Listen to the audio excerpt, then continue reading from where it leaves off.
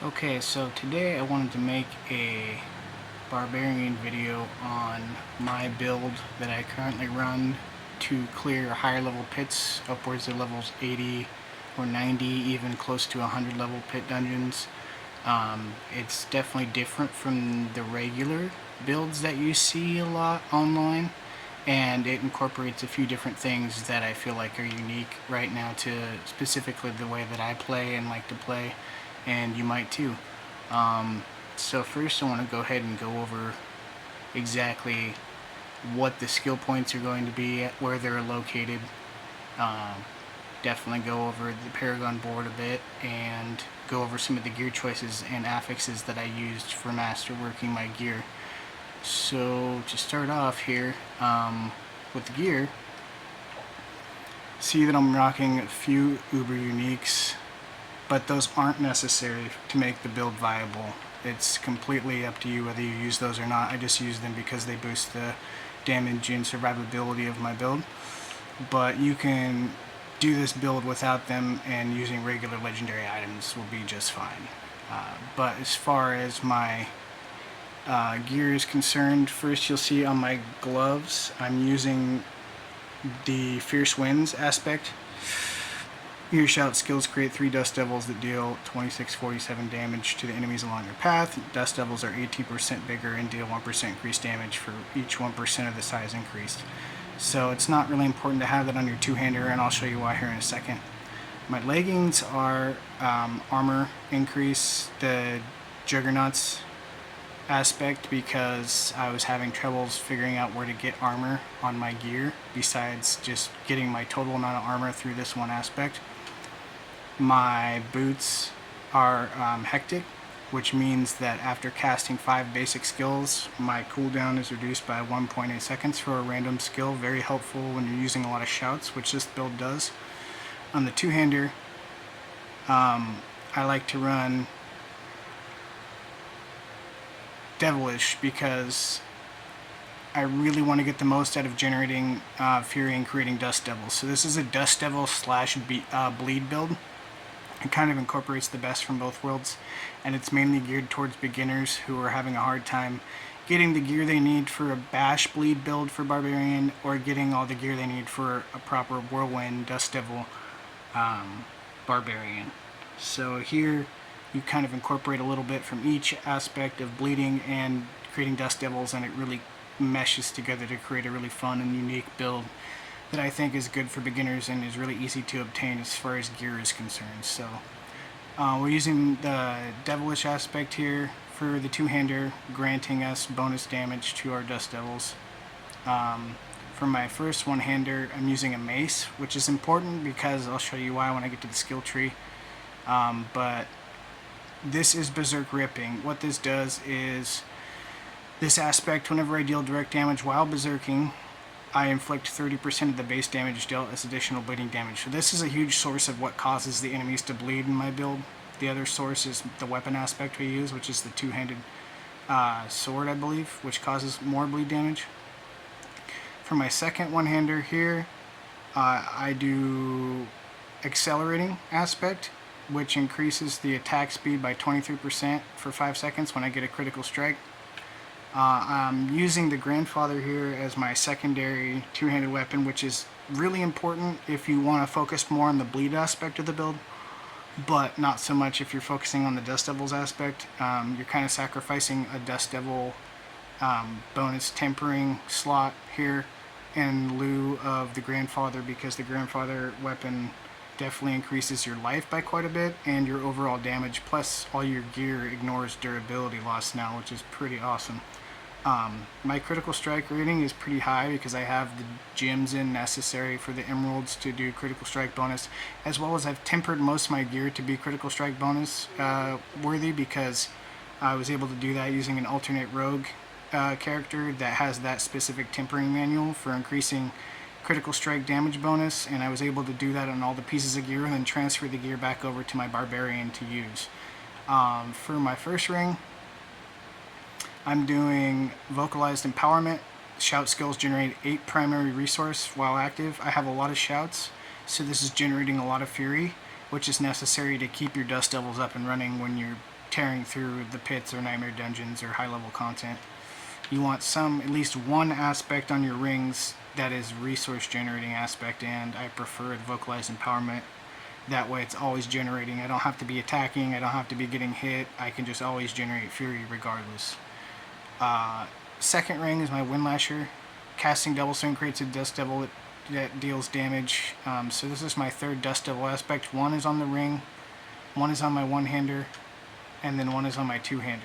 So, and then for my amulet, to increase survivability, the aspect I use is the Iron Wolf's aspect. When I cast a skill, you heal for 2.6% of your life, double the bonus while below 50% life. So this really helps increase your survivability and your overall integrity when you're getting hit a lot as far as damage is concerned being dealt to you. And it helps a lot with survivability, so it's definitely mandatory to put that in the necklace slot because it doubles that bonus you'd normally get.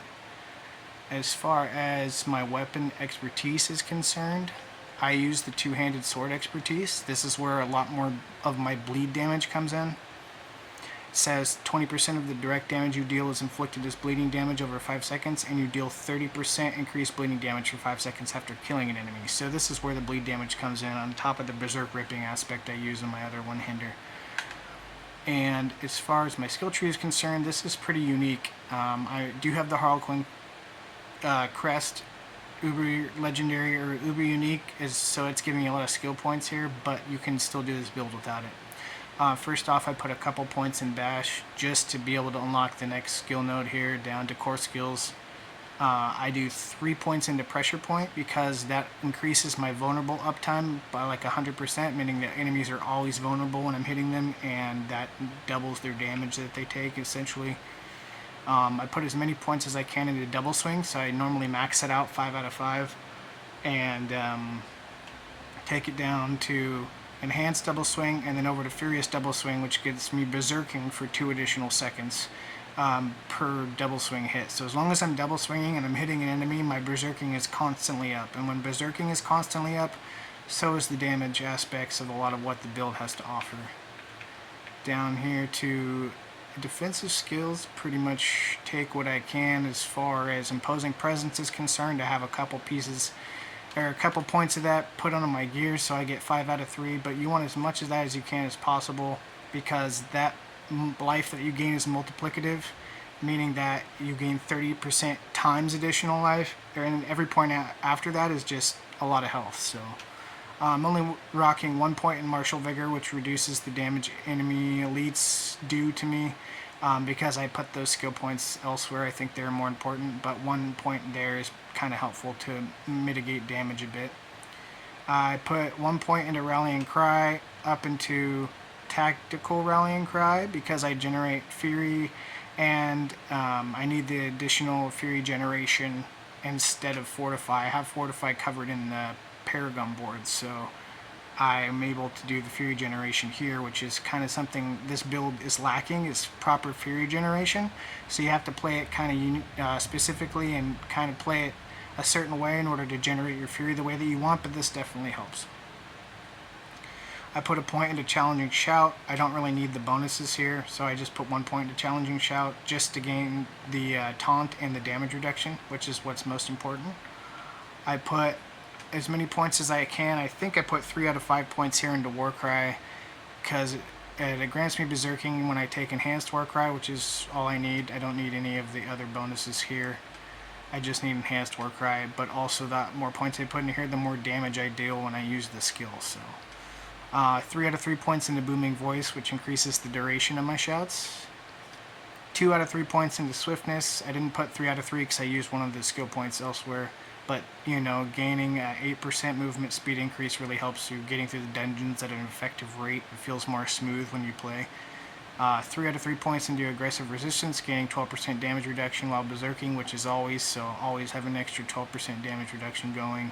And just 1 point here to generate a little extra Fury while I'm berserking, just to kind of help round out the Fury generation this build needs. 3 out of 3 points in the Pit Fighter, dealing 9% increased damage to close enemies is always nice. I'm using Rupture currently and playing around with that, but you can go ahead and put the skill points into Steel Grasp or Iron Skin. If you're lacking survivability, Iron Skin is a great option as far as damage mitigation is concerned, and it definitely helps with survivability.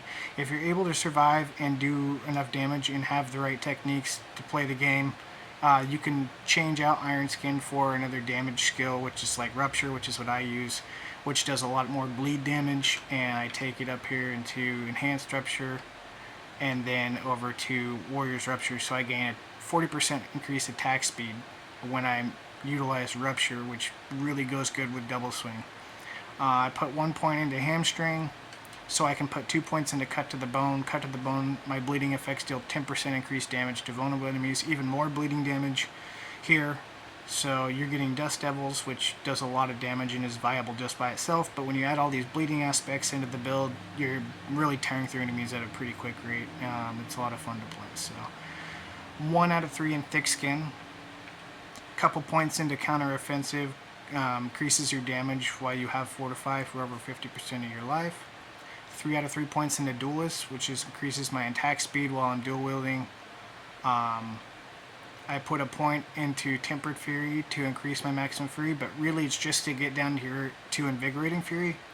With Invigorating Fury, you're healing for 6% of your maximum life for each 100 Fury spent, and we're spending a lot of Fury when we're doing Dust Devils and Double Swings, so this does heal us for quite a bit and helps round out the survivability for the build.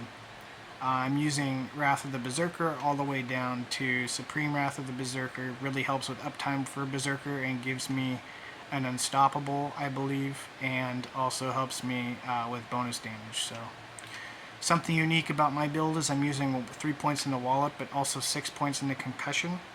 I do Wallop just, I guess, because, you know, it's okay because I use one-handed mace. I deal 50% increased damage if the enemy is stunned, and Concussion 6 points causes me to have 100% uptime pretty much on my stuns whenever I use my one-handed mace, so that's good. For my final skill, the key passive, usually people will go for Unconstrained, which is Berserking's kind of main key skill here, but I go for Gushing Wounds to further round out the bleed damage for my build. With all the bleed skills that I have incorporated into the build, Gushing Wounds really is the final piece that adds on to making it really good bleed damage, and you'll definitely see a difference in your DPS when you're doing high level content. So, as far as the Paragon board is concerned, this is kind of a prototype build I'm doing right now that is kind of unique to the build I'm running, and it's definitely, you can change this around and follow other guides if you want, but I find that this works pretty good for me so far. Right now you'll see the points that I have located here in the first Paragon board. I am using the Wrath glyph to do critical strike damage. I go up to the second Paragon board here, which is Warbringer, and I get the Warbringer node. Where is it at here? I get the Warbringer node. This is where I get my Fortify for the build. So for every 75 Fury you spend, you gain 50% of your maximum life as Fortify. And because we have points into Imposing Presence on our skill tree, that increases our maximum life by a lot, which increases the amount of Fortify we get by a lot on the Paragon board here. So those two things kind of run in synergy together and go hand in hand.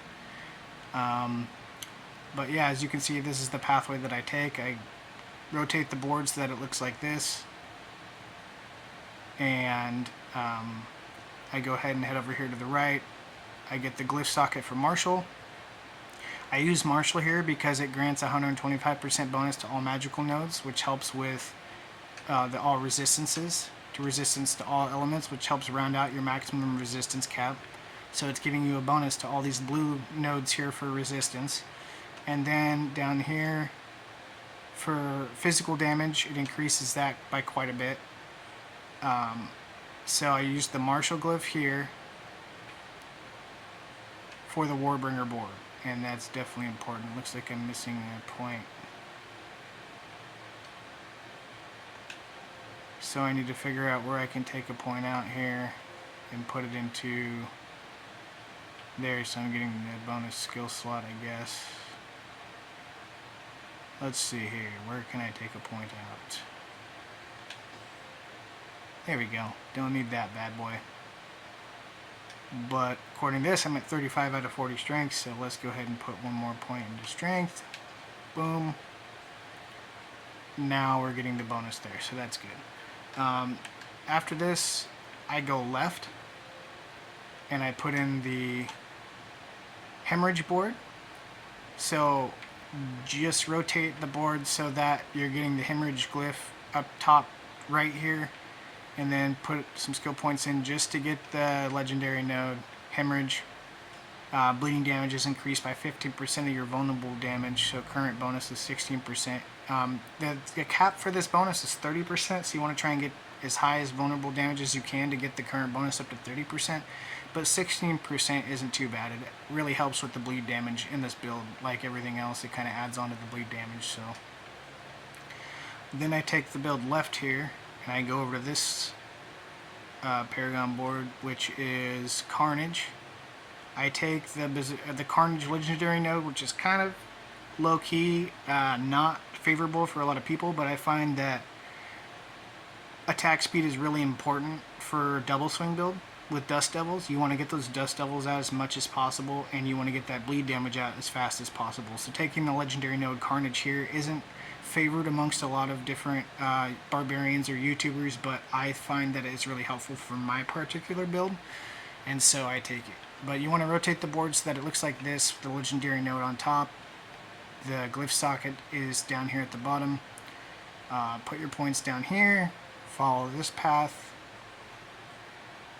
get these two nodes here, Brash and Fierce, and I put the legendary socket Ambidextrous in here because we're dual wielding when we attack with double swing. That's our weapon standard, is dual wield weapons for double swing. So ambidextrous is a lot for us here. And I go down here next to the Blood Rage board. I get the legendary node for Blood Rage and rotate the board so that it looks like this.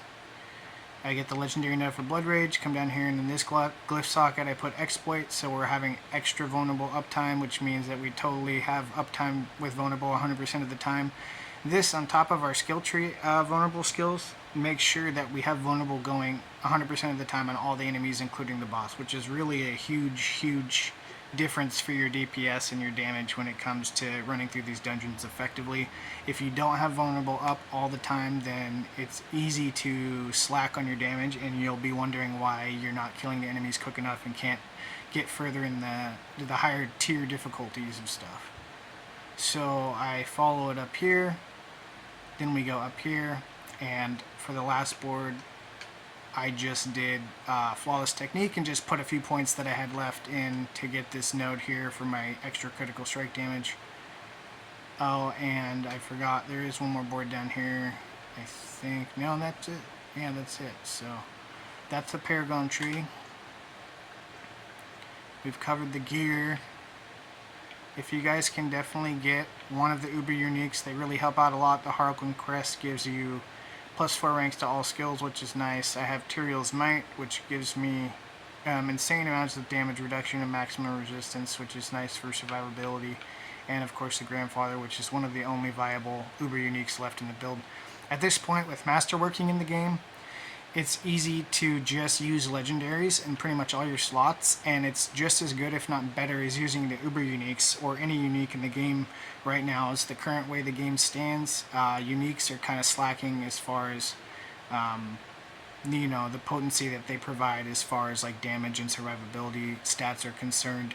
Legendary gear, now that you can masterwork it, outweighs that by quite a bit and lets you add your own custom affixes to it that really make them go above and beyond most of the uniques in the game. But these three that I rock right now are still viable for the game.